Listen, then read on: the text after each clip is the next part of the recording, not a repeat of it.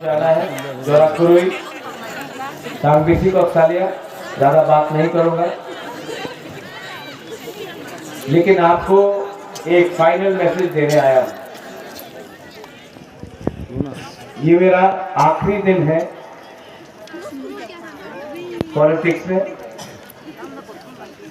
और मैं आपको एक बार अपील करने आया हूँ। कृष्णपुर से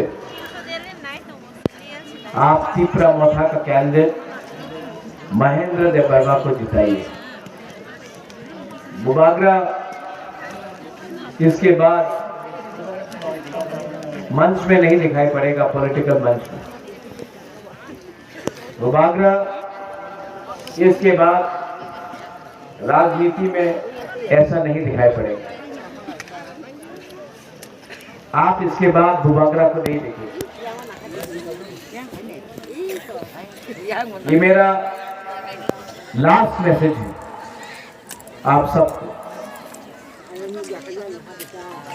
हम लोगों का सबसे बड़ा प्रॉब्लम हम लोग ही है, और मुझे बहुत दुख लगता है, कि ये बात नेता लोग समझ नहीं पाया, लीडर लोग समझ नहीं पाया। आज तीपरा सा गरीब है,